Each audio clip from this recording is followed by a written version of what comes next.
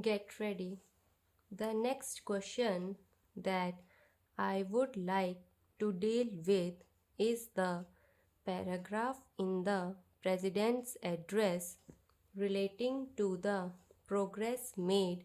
in our economy, in our agricultural sector, in our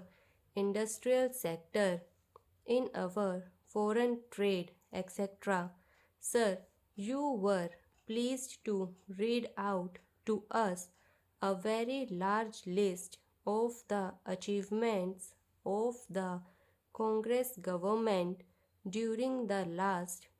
decade and the important targets which have been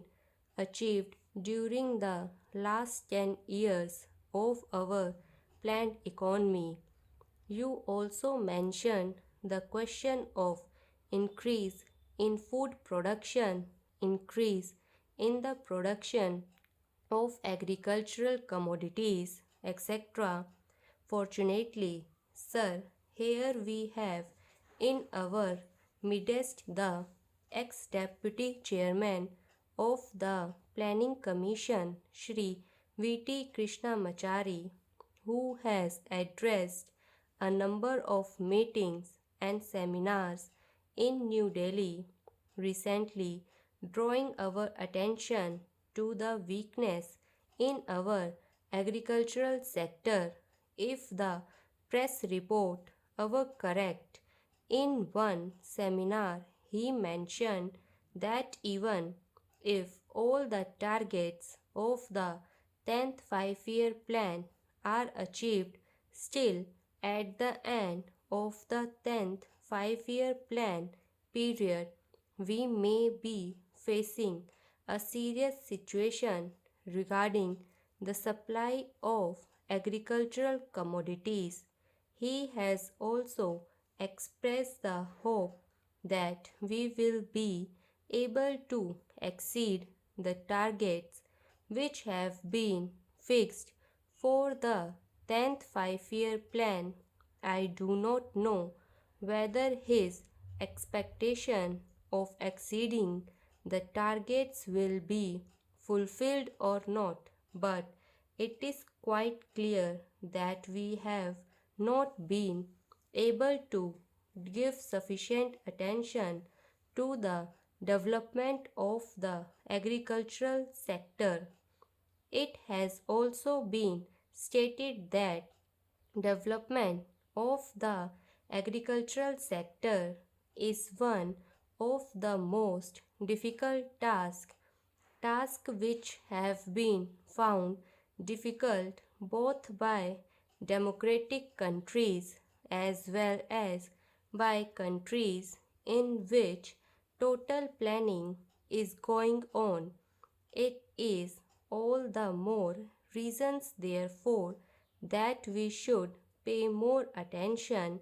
to the agricultural sector so that it may be possible for us to meet our requirement as and when they arise, and the situation which he has foreseen at the end of the 10th five-year plan may not materialize. It is no use merely taking refuge behind some of the figures which have been compiled and narrating the progress which has already been achieved. We are happy that some progress has been achieved, but we are anxious that more progress should be there, and for what that purpose also certain definite steps will be taken. In this connection, I am also happy to hear that the Defense Ministry said yesterday in one of his public meetings, namely that the Government of India is contemplating to create a setup in our villages where in our panchayats will be functioning more or less on the lines of Parliament. Unfortunately, he did not elaborate that point further, and the press has not thrown any more light on what that exactly means. But if it means that the panchayats will be in charge of the resources that are available in the villages, that they will be in a position to determine how best the productive efforts in the villages are to be directed, and in what direction determine what target are to be achieved, and when the production is there and there is a surplus to be exchanged with other centers in the country, that the panchayats will have their say in the matter. On what terms this surplus will be exchanged with other centers in the country, then I think a very valuable set forward in the direction of building our economy on a decentralized basis will have been taken.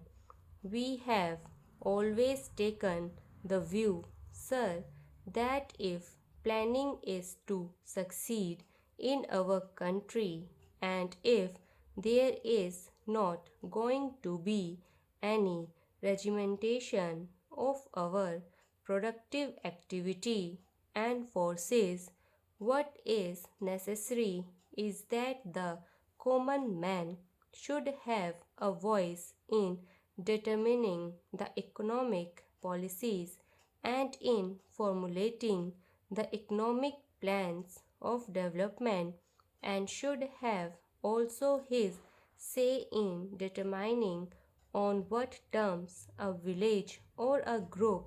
or an industry should be working for the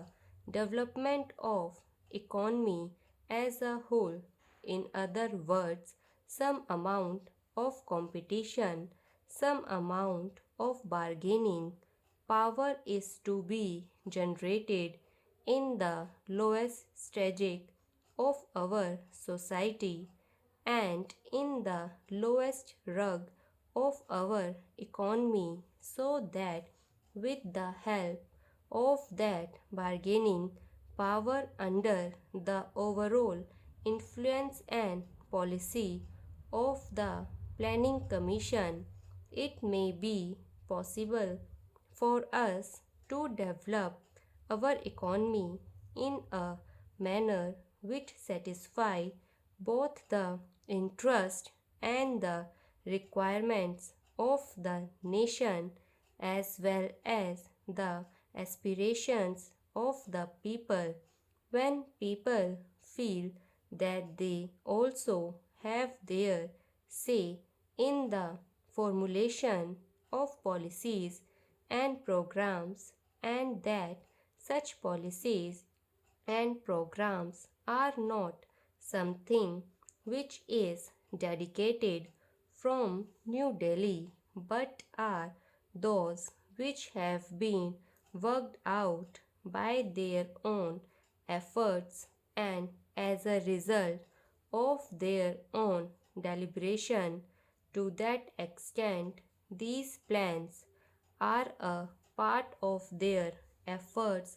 in the development of their region, of their own craft, their own industries, and their own skills.